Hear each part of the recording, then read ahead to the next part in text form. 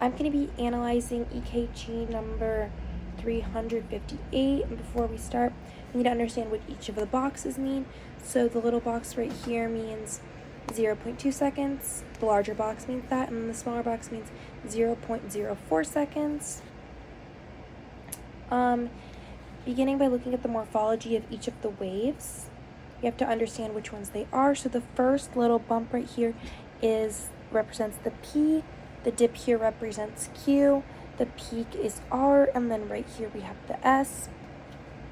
So if we look at the QRS complexes, we can see that they're a little bit bigger than one of the mini boxes, so we know it's going to be right around 0.06, which is within our normal range, which should be between 0.06 and 0.12.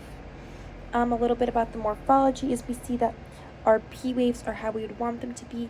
They are upright and round, and there's one before each of our QRX complexes.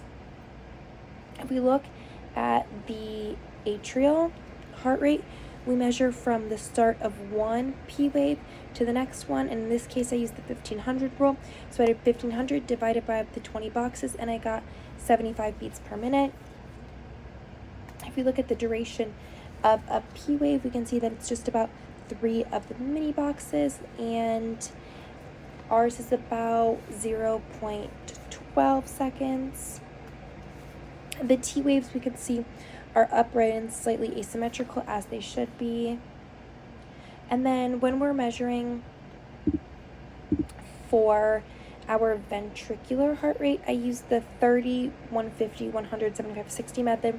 So I started at the peak right here, and then starting here would be 300, 150, 100, 75. We could see that this follows right around 75, so we can see that that is also in a normal range. Our PRI is from the start of a P wave to where the QRS begins, and for us it's about 3 boxes, so 0.12 seconds. And we can also confirm our ventricular heart rate by looking at the distance between the peaks, and yet again we can use a different rule, the 300 rule. We see 300 divided by the 4 large boxes, we again get a heart rate of 75 beats per minute. And all in all, this patient's rhythm is normal because all of the peaks are there and the valleys that we should see, and there are no irregularities, as well as all of the values that we got fell within the ranges that we needed, and they have a normal heart rate.